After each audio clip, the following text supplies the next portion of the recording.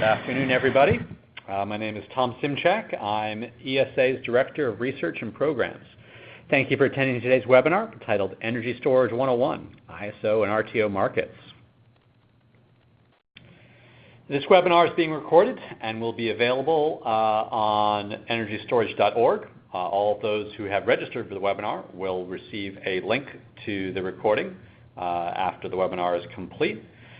Questions can be submitted at any time during the webinar via the chat box in your browser, and we'll come to those after our two speakers during the Q&A session.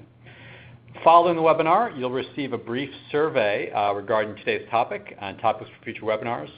Your feedback ensures that ESA continues to provide the highest value information to you and your organization. We really do value your feedback and requests for topics for future webinars. So please take a brief moment and fill that out when you close out of the webinar system at the end of today's presentations. All meetings and teleconferences of the Energy Storage Association are held in accordance with our antitrust guidelines. We ask that you abide by these guidelines during today's webinar. The full guidelines are available in the members area of the ESA website. If you are not yet an ESA member and would like more information, you can reach out to my colleague Richie O'Neill.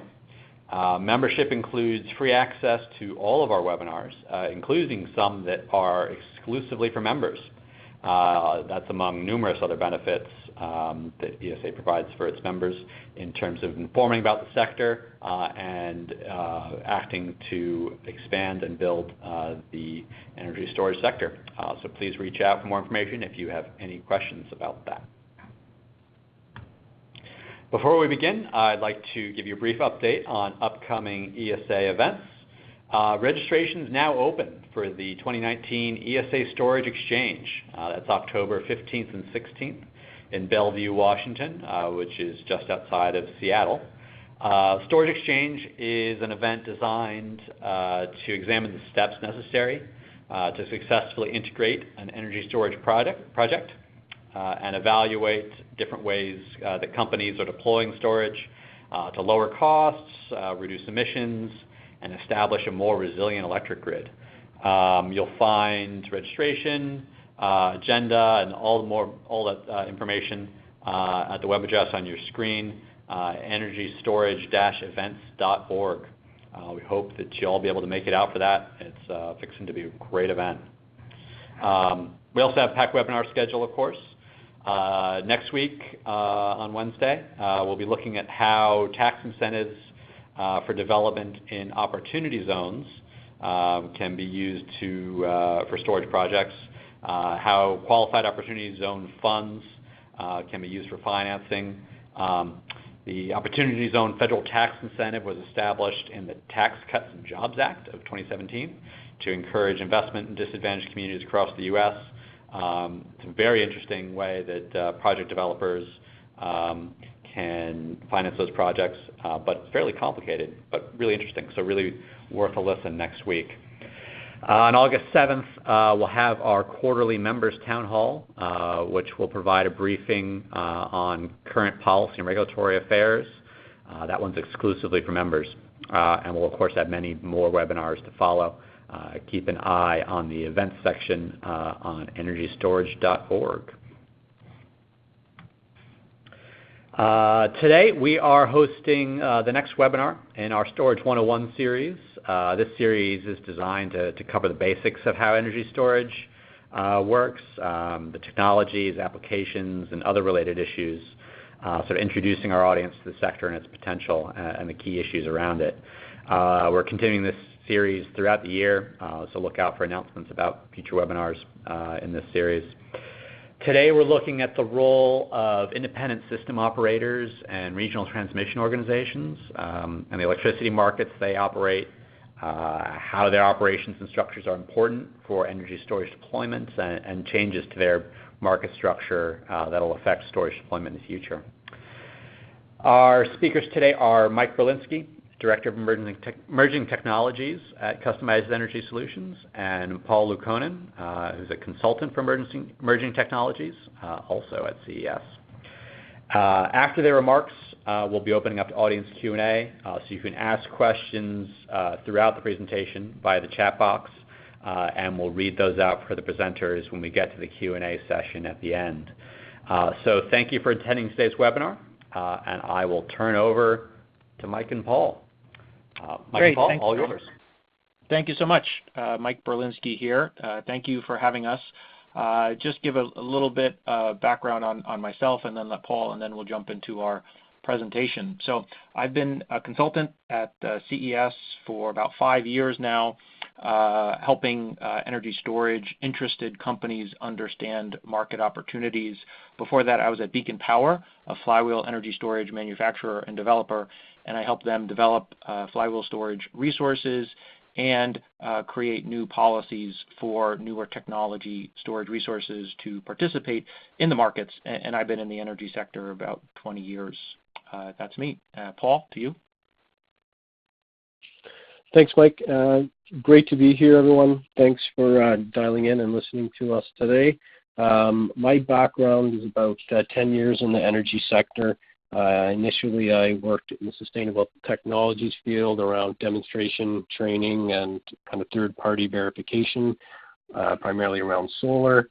Spent a lot of time as a policy advisor for a number of years with the Canadian Solar Industry Association. So I've got some insight as to how the storage or how the associations approach policy change and regulation. And then I spent a number of years also with the private independent power producer, primarily solar and energy storage and microgrid applications. And I joined CES this year as a consultant, and I am primarily the Canadian consultant. So I do have a bit of a new look or different perspective coming from the Canadian side of things, but I'm also very heavily involved with a lot of U.S. work and familiar with a lot of U.S. ISOs as well.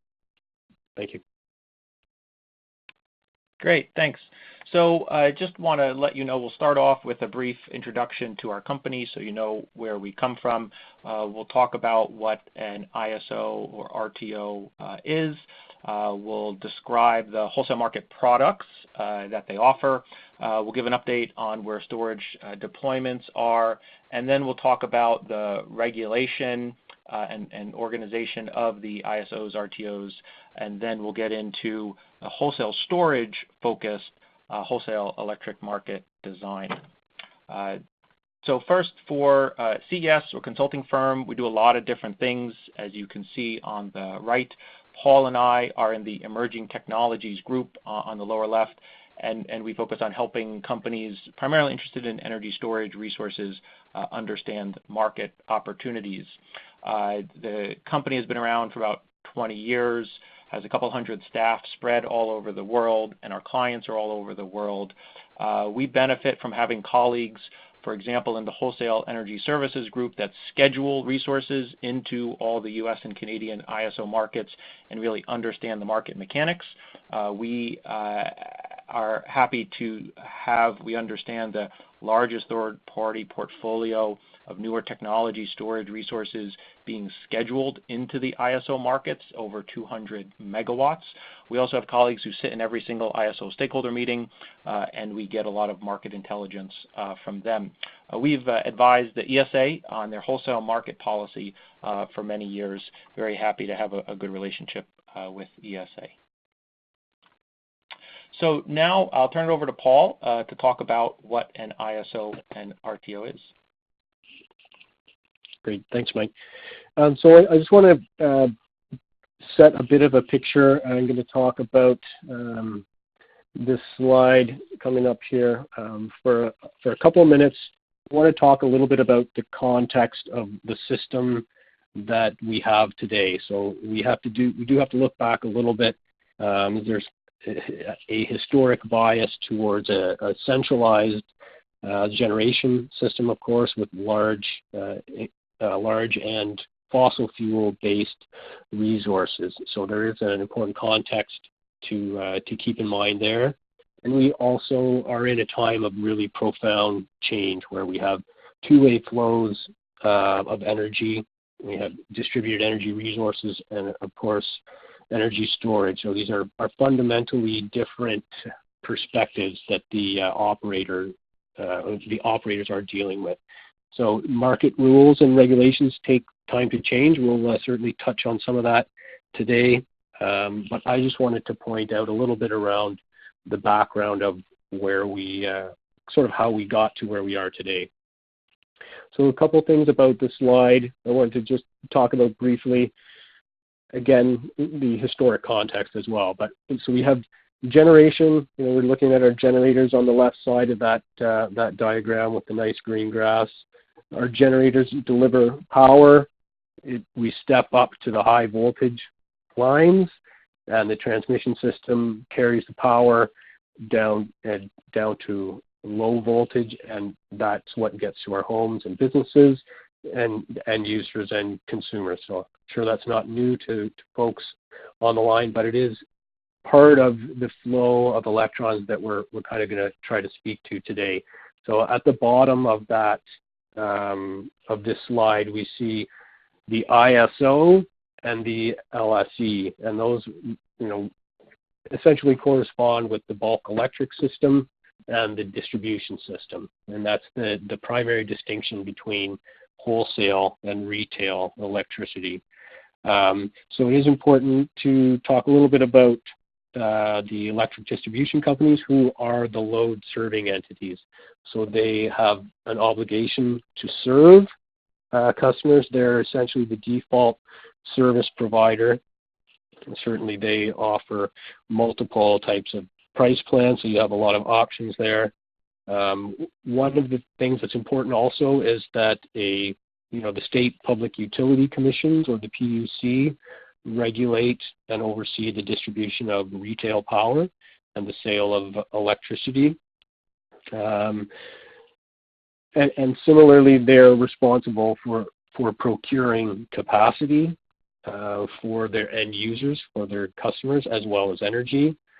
They also are responsible for developing their integrated regional resource plan, so their IRRP, which identifies the system needs and capacity needs as well. So you would, roughly speaking, you would find a capacity requirement and a plan to achieve that to some extent, with different renewable resources or storage resources, but that's left to the integrated regional resource plan. And also wanted to just point out that community choice aggregation types of models also are essentially LSE. So they're responsible for procuring sufficient capacity and energy for their customers within the CCA. Couple other things on this slide. I promise I won't be so long on the others. So a lot of times when people think about battery as lowering persons or lowering a customer's bill is the first thing that they think of. So in this respect, we're talking about the retail energy storage opportunities.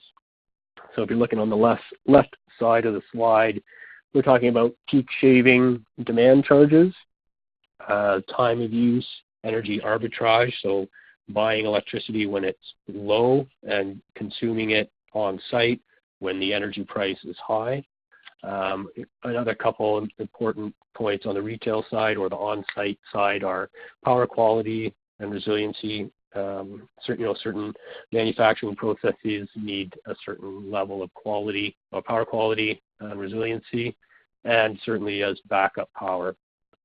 I will kind of comment as well that as the grid is changing, kind of see, and the regulations and markets are changing as well, you see a few things, nuances advancing. And one thing I will point out, although we're talking about a retail application in this sense, we also have to point to examples like ISO New England, where Sunrun has procured or achieved a capacity obligation where they're providing or meeting that supply obligation of 50 megawatts to a residential solar plus storage aggregation. So this is a really new and innovative business model that is making its way into the market today, despite the fact that it's located on the retail sphere, so to speak. So I just want to mention the opportunities, the capabilities of both technology and the grid are changing substantially, and that's kind of the situation that we've inherited today. So I will just point out also storage as transmission. So we see more and more interest how storage can be developed as a transmission asset or non-wires alternatives, or simply as an asset deferral project for a utility or an ISO. And just quickly, we're going to touch on the wholesale energy storage opportunities, our energy, capacity, and ancillary services, and that is the focus of the discussion today. I just wanted to get the background on kind of that line where wholesale becomes retail and the responsible parties there.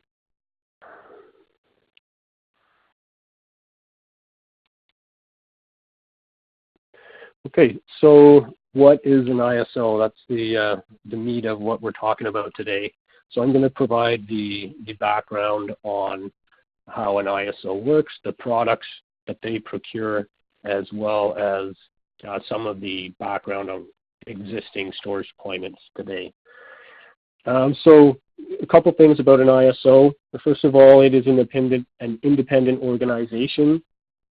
The ISOs are not transmission owners, they're not generators, and they are non-for-profit entities, so they don't have a vested interest in any other market participant's role or responsibilities. The three primary functions of an ISO are: one is the grid operation, to coordinate and direct the flow of electricity over the high voltage system; to administer the market, to design, run, and oversee the markets where electricity is bought and sold; and thirdly, they're responsible for the system planning.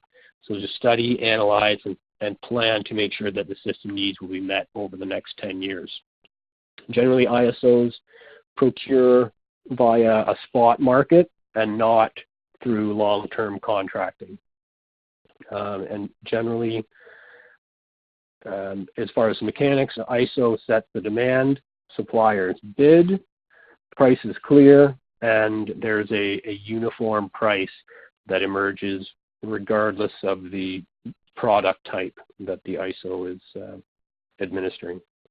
One other quick point on regulation: NERC, the North American Electric Reliability Corporation, is responsible for overseeing the operations of and the compliance measures with the system operators. So they have jurisdiction over all of North America. It's another not-for-profit regulatory authority, and they reduce risks and manage risk to reliability and security of the grid.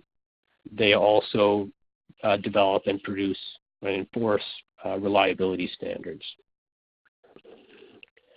Number of other things as well. But moving on, I'm going to return to or speak a little bit to reliability. So from an operator's perspective, reliability is sort of the backbone that guides their decision and their planning, or sorry, their decision making and their planning. So in the sense that we're bringing it into the products that the ISO produces or procures for, I want to just emphasize three big buckets. So at the bottom of the screen, we're talking about energy markets for the buying and selling of day-to-day wholesale electric power, capacity market for ensuring long-term system reliability, and ancillary services market for ensuring short-term system reliability. So another way to look at this would be to consider the time horizon. So essentially, a capacity in many jurisdictions can have up to a 3-year forward period, so procuring 3 years out and identifying the system needs in a more of a long-term basis. Energy is a lot more granular, generally speaking, day ahead and real-time transactions as well, and then the ancillary services group of products is even more granular and usually intra-hour variation and usually responding to sometimes or generally 2-second intervals from the direction from the ISO.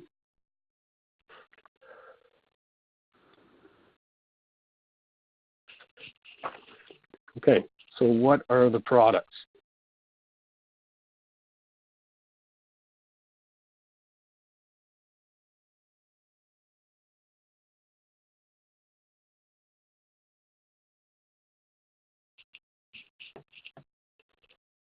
Okay, so there are a few things to point out here. This graph or diagram on your left is a pretty well-known functional tool or functional representation, I should say, of energy storage products. And where we're focusing now is within the green section. So we touched on that orange on the left, upper left quadrant of the circle, and that was our retail section. The specific products that we're going to go through today include energy and capacity and ancillary services. And within the ancillary services section, we're going to talk about ramping, frequency regulation, spinning reserve or sink reserves, non-spinning, reactive supply, or voltage control, and black start. So starting off with energy, energy market is generally made up of two markets, a day-ahead market and a real-time market. The day-ahead market provides an opportunity for customers to secure a price in the day-ahead time frame, and it helps hedge price fluctuations that are more prevalent in the real-time market. And the real-time market is actually far more of a balancing market. When you get a day-ahead schedule, your commitment is binding. So the real-time is a lot more about balancing different variation in offers in the real-time time frame. Generally speaking, from all of the offers and bids, so if you look at that supply and demand curve, if you look within the green square where the supply and demand curves intersect, you're going to have multiple offers moving up diagonally towards that intersection, and ultimately anything that falls within that green square will get a uniform clearing price for a given zone. So most U.S. jurisdictions have LMP or locational marginal pricing, and that's the specific zone. There'll be one price for that zone. Other jurisdictions may have a uniform price for the whole system. That's actually the case in Ontario. But the gist is the process is to provide a price and quantity pair that gets decided on and will be issued a schedule. So if you are successful in your offer and you get a clearing price, that schedule is financially binding from the ISO, and you have to perform. You have to deliver that energy. Similar high-level overview of the capacity market or the capacity product. Again, this is a long-term system need or capacity planning type of process. So the capacity market is largely a means for load-serving entities to procure capacity to meet their forecast load and resource adequacy requirements. Essentially, the ISO will determine what's needed on the system to meet capacity requirements over the medium term. The ISO will put a reference price about what the net cost of new entry, so for new resources to enter, and that works as a reference price that factors into how much and at what price the ISO will be willing to procure. So in this, again, it's similar to the energy market slide, and you can see the climbing offers in the green on that graph are the capacity offers, and where they fall under the diagonal line is an obligation that will get that's an offer that will receive a capacity supply obligation.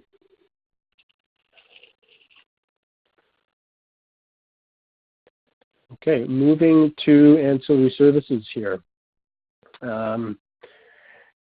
Frequency regulation is one of the most prevalent opportunities for energy storage. Regulation services match generation with very short-term changes in load by moving the output of resources up and down via an automatic control signal, typically every few seconds. The point of this service is to maintain system frequency at 60 hertz. Of course, not meeting the 60 hertz requirement can result in a collapse of an electric, or a collapse of the grid, or some other failure on the system. Typically, this is provided by automatic generation control, or I should say historically. And generally, regulation services is paid out with a fixed availability payment, so a megawatt payment at a certain price, and a mileage revenue stream that is more of a performance score based on usage and accuracy.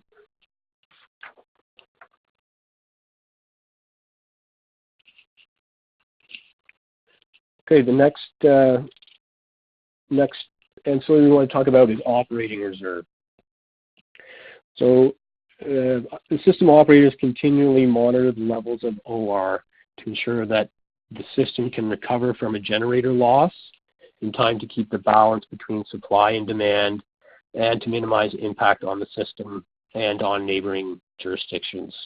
Reserve requirements are based around contingency, and when I say contingency, I mean essentially the largest operating generator on the system. So there's a requirement to meet or to have contingency that represents 120% of the largest operating generator within 10 minutes, plus the loss of half of the second largest generator within 30 minutes. So OR can be made up of either online resources or offline fast start generators. The types of OR are essentially made up as 10-minute sync or spinning, 10-minute non-sync, and 30-minute operating reserves. Generally, these are around 1 megawatt minimum requirements and for a 1 hour minimum duration.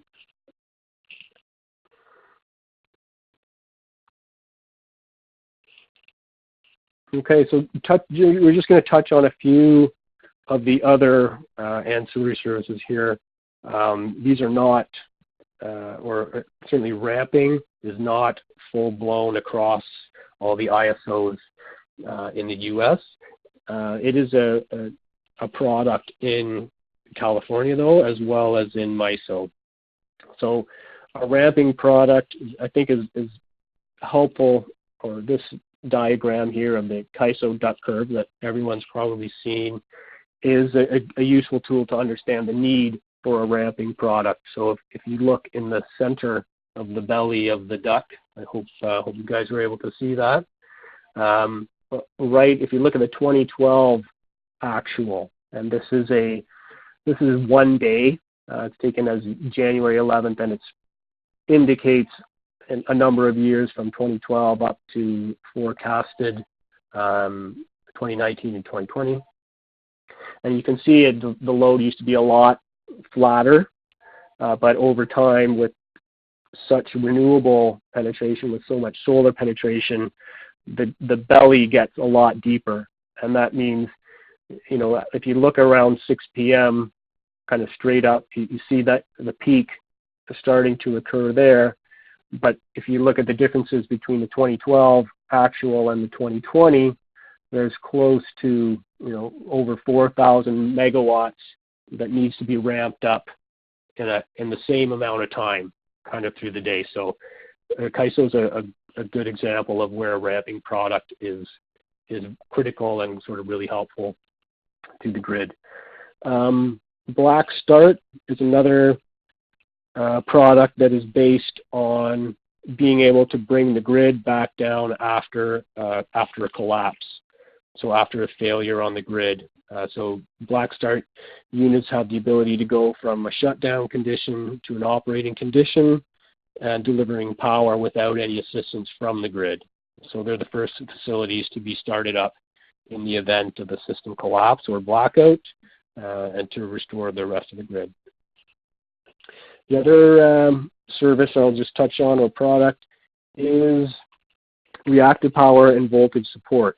So reactive power and voltage support establishes and maintains electric and magnetic fields, and is necessary for moving and transmitting power.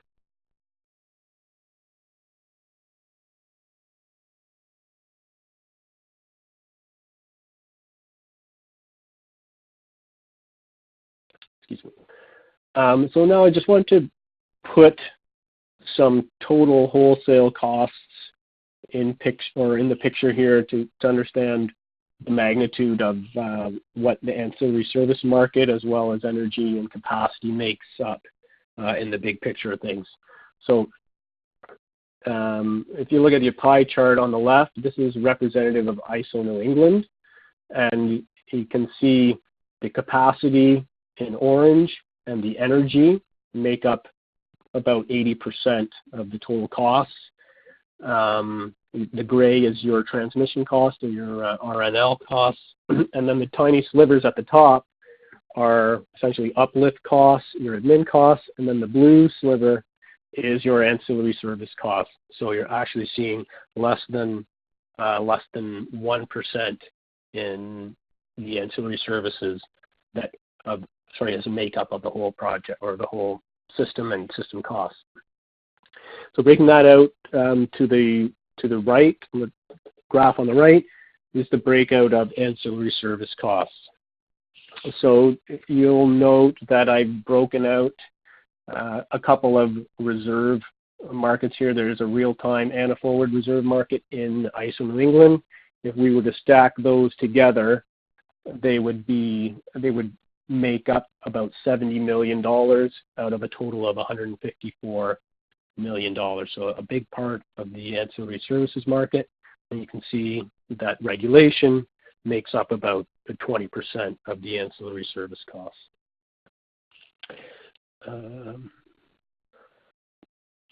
Okay, now I'm just going to jump ahead to storage deployments. I'll just touch briefly on this. There's just a couple of points I wanted to make.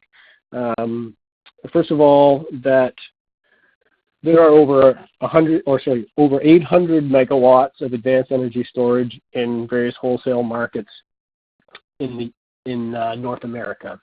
So all ISOs have advanced storage projects in the interconnection queues and under development, and all ISOs have active stakeholder processes focusing on expanding opportunities for energy storage. I'll just point out also that pump storage has provided similar or has worked as a similar resource for many, many years. Currently, there's about 23 gigawatts in the U.S. of pump storage, utility scale pump storage, and that makes up about 97% of all utility scale storage in the U.S. That's made up of 42 different sites. And quickly, on U.S. energy deployments by state, there is 899 megawatts of installed or operating battery storage as of March 2019. California, Illinois, and Texas account for a little less than half of that capacity. And it's important to note in California, the high number of storage projects is driven largely by mandates and incentives, whereas PJM states, Illinois, West Virginia, New Jersey, Ohio, Pennsylvania, they have seen a lot more integrated storage due to the attractive frequency regulation market.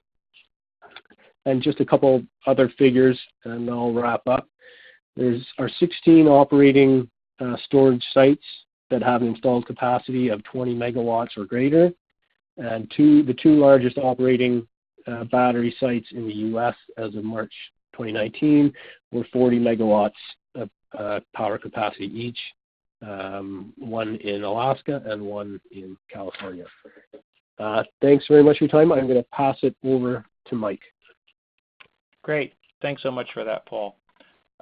Moving ahead to the regulation of ISOs, RTOs, and I'll use those interchangeably. I'd say for all intents and purposes, they're identical for the purpose of understanding at a high level what they do, their function, and from my experience participating in the market. But if you're interested, there is information about the nuances between them.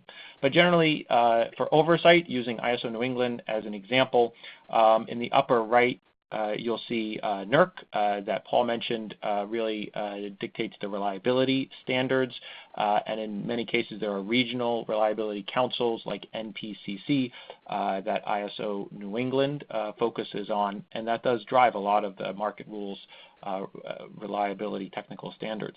In the upper left, you'll see Federal Energy Regulatory Commission, FERC, and that really governs the legal standards, and I'll talk more about that on next slide. Bottom left, you'll see NEPOOL. That is an organization that manages the stakeholder process. All ISOs have a generally open process where stakeholders come together to discuss market rule changes. They meet maybe once a month or a couple times a month on a particular topic. In the lower right, you'll see New England states are an important stakeholder in the ISO New England process. New England, like many ISOs, cover multiple states. Some ISOs, like New York and California, just cover one state, and I would say that does play a slightly different dynamic in the stakeholder process.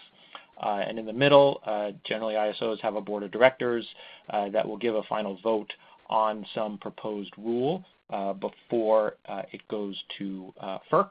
And generally ISOs are entities that are made up of many hundreds of staff members. So if you just see a handful of them at an ISO stakeholder meeting, know that there are many other folks working behind the scenes. So now FERC, very important as the regulator of ISOs as they function in the wholesale side of the industry. FERC's an independent agency, part of the Department of Energy, and it regulates the interstate transmission and wholesale sales of electricity. Unlike NERC, which is U.S. and Canada, North America wide, FERC is just U.S. And in addition to electricity, it also governs natural gas, hydroelectric projects, and oil pipelines, generally focusing on those industries that cross state borders. If you remember back to the map, there were a number of organized wholesale markets, ISOs, RTOs. There is also what are called unorganized areas outside of those 7 areas. There's still wholesale electricity markets and rates and tariffs going on in those areas. But notably, FERC does not have jurisdiction over ERCOT, the Electric Reliability Council of Texas, that generally is considered an electric island, and ERCOT reports to the Public Utility Commission of Texas, but the other 6 U.S. ISO RTOs report to FERC. Normally 5 commissioners, and there is the process to get them seated. So now the FERC process, FERC is focused on ensuring just and reasonable rates that are not unduly discriminatory or preferential. To do this, the ISOs and other utilities submit their tariffs for FERC review. There are a number of different dockets, and the code letters for the docket does determine or does indicate what type of proceeding it is, whether it be administrative, rulemaking, or electric rates. FERC, after FERC issues a ruling, or after a utility submits some proposal, then there is generally a comment period, generally about 21 days. It can be longer, up to 60 days for a major issue. And they have open meetings about once a month. They'll conduct some major business as well as work on and issue orders and review material every other business day of the year. So here's an example of the timeline using FERC Order 841 as an example. You can see this went back about 4 years. There was a panel of storage folks at a FERC open meeting. After that, FERC created different dockets and issued different proposals, collected stakeholder comments. We have FERC issued Order 841. The ISOs submitted their compliance filings. And at this point, we are waiting on FERC to rule on those compliance filings and waiting on the full implementation of Order 841, which is scheduled for December of this year. So you can see that there is generally a very long time frame for this type of regulatory proceeding and this type of rule changing. I'm not going to go through all of these, but these are some examples of FERC orders that have significantly benefited energy storage. You'll note that these have happened before Order 841 as well as after, and the benefit really comes from providing clarity around market designs and or creating opportunities and or incentives for storage resources.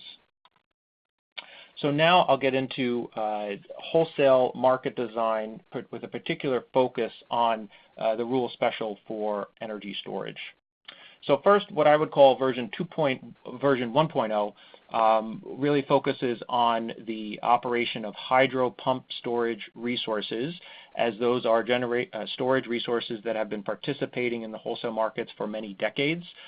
Their general operation is to pump water up a hill, and to charge when prices are low, to discharge when the prices are high, to take advantage of that change in energy price and arbitrage. They also can provide capacity and in some cases ancillary services.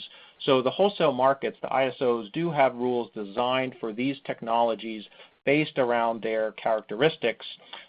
They can charge and discharge, generally do daily cycling and operate sort of on an hour-to-hour basis. But when newer technology storage resources came along, flywheels and batteries, they really found that this model did not work. So moving on to version 2.0, and this is a picture of the PJM frequency regulation dispatch signal around 2012, where I would say there were a set of market enhancements designed to accommodate some of the characteristics of newer technology storage resources. So here you see a fast and energy neutral dispatch signal. There was a path to market for these resources. They could interconnect generally as a generating resource. They could register generally as a storage resource. They can qualify to provide regulation. They can offer, they can get selected to provide regulation. They get the dispatch signal. They could follow the signal very well and be compensated for that.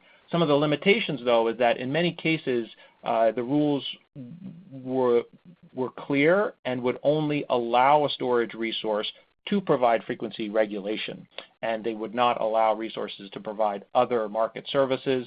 And even if you could theoretically provide other services, the rules were not there to acknowledge and take advantage of the abilities and limitations of these newer technology storage resources. So that's really where Order 841 came along, and what I would describe as version 3.0, to remove barriers to allow storage resources to provide fully the capacity, energy, and ancillary service products in markets operated by RTOs and ISOs, therefore enhancing competition, supporting resilience. So that was really about leveling the playing field.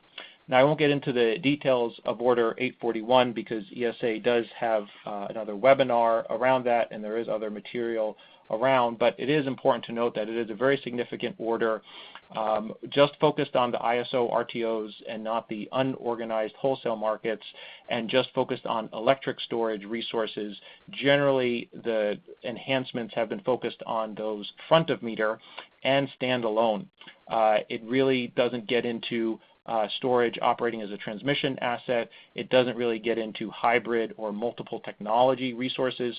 So there is potential room for improvement and maybe a version 4.0 down the road.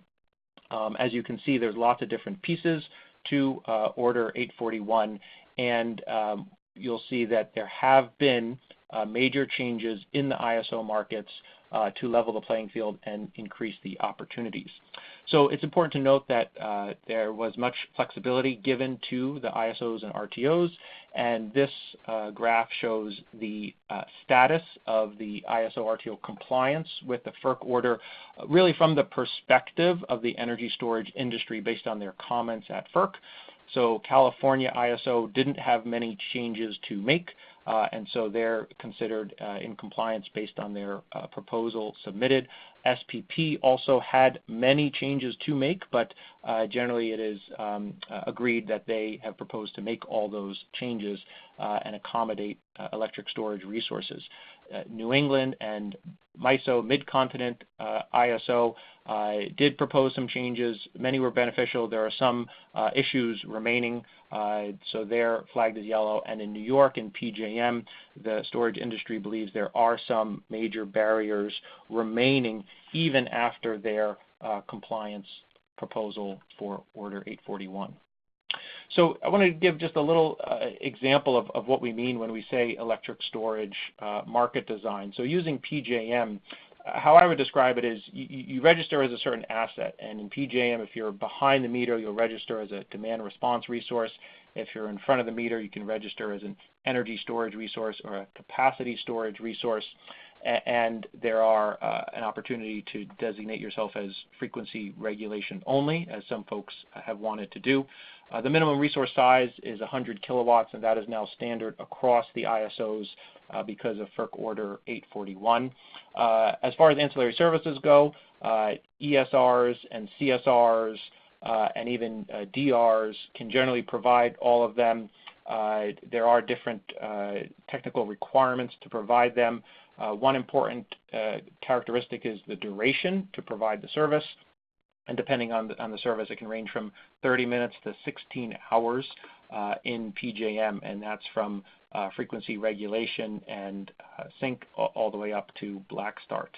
As far as the energy market goes, a storage resource can submit a single offer curve, and that can express their preferences from negative to positive megawatts, from charging all the way to discharging. They can set the price, and generally you need 60-minute duration to provide energy, because when you are selected to provide that service, it's generally for the clock hour. And that's generally similar across all the ISOs with the enhancements from Order 841. And for the capacity market, what's important to note that the duration to qualify is set as 10 hours. That's relatively a long time compared to all the other ISOs. Many of them require 4 hours to get full capacity credit. ISO New England is on the other end of the spectrum, requiring 2 hours. PJM, like ISO New England, has what's called pay for performance capacity market. When there's a capacity shortage, you have to provide energy. There is no upper bound on that discharge time, and there's penalties if you don't perform. And in general, if you're a capacity resource, then you have a must-offer obligation to offer your energy into the day-ahead energy market. And that's generally similar across the ISOs. The specifics certainly vary ISO to ISO. PJM has its own set of bidding parameters. Some of these are similar across ISOs and mainly from the standardization from Order 841, but still they do vary ISO to ISO. The rules for charging energy generally have been clarified and levelized, that if you are a wholesale resource, you're charging energy with a storage resource, you will pay the wholesale rate for that at the LMP or locational marginal price. PJM has established multiple categories for charging energy, so depending on the activity that you're doing, you may or may not pay wholesale rates for that energy. Important to note that the charging energy is not station power, so that makes it less likely to be assessed at retail rates. And then lastly, important that certain activity, when you're dispatched to charge, FERC has said that should not be assessed the transmission charges, so charges for using the transmission service. So that's an example of how I would describe the market design for storage in PJM with some comparisons to other ISOs. And now to wrap up, just want to mention the opportunity. As you understand, there's lots of different products and services, different requirements across the ISOs, RTOs in the US as well as in Canada. And I would say there's some pros and cons of this organized wholesale market. On the plus side, they're generally big. There's lots of megawatts and gigawatts that are procured for these products. And we have estimated that there's many gigawatts of economic potential for these newer storage resources over the next few years. There's opportunities both as a generation resource and as a transmission asset. I would say there's relatively low hurdles to participate in these ISO markets. They have relatively transparent rules, and there's a lot of historical data, historical pricing information that you can review before you participate. On the con side, we're generally talking a merchant market. You're less likely to get a long-term contract. You're generally dealing with spot markets, not long-term fixed prices like other segments or opportunities. And generally, you have to stack services to make the economics work. But on the plus side, you generally can stack services, especially between capacity and then energy or ancillary service with the same megawatt. So I really think the wholesale electricity markets are a key part of the ESA's vision of 35 gigawatts of energy storage deployed by 2025. I look forward to more enhancements, version 4.0 and beyond, and I look forward to continuing to work to help achieve this vision. So with that, we're happy to take any questions. Great, thanks so much. Really informative and great to kind of get an overview of this key element of storage in the markets. Got a little bit of time here for Q&A. Folks can, of course, submit questions via the chat box. We'll start with one from Christian here. Can you please provide your understanding of which wholesale products in the various ISOs and RTOs are available to storage located behind the meter, and whether dual participation with retail use cases is or is planning to be allowed?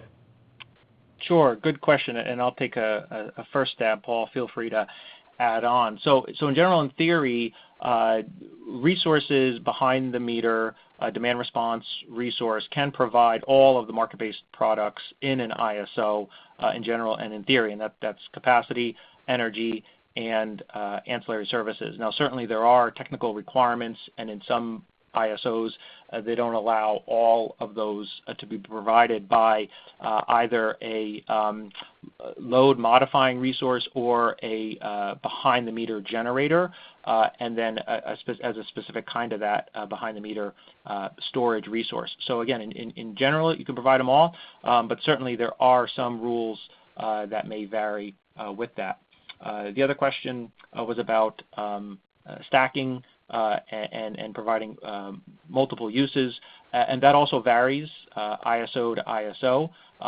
Certainly, as Paul said, there are folks who will install solar and storage at their home and enjoy the benefits of that, and that resource can also participate in the ISO New England wholesale market, at least in the capacity market, and potentially in other markets as well. So again, theoretically they're there.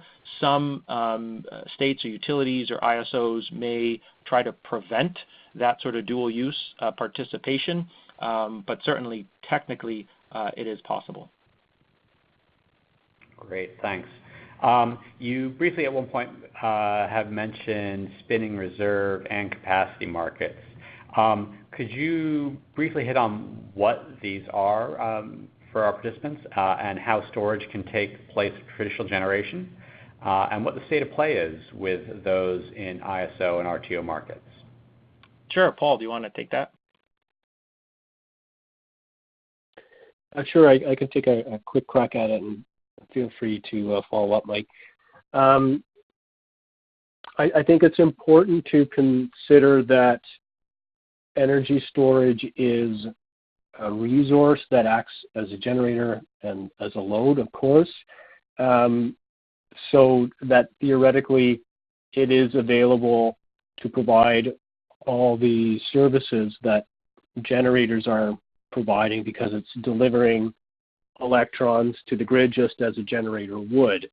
Certainly it's got faster response times than most of the scheduling and the hour-based timelines that the wholesale market still operates on. I think you have to consider, unfortunately, all of the regulatory market rules, eligibility criteria.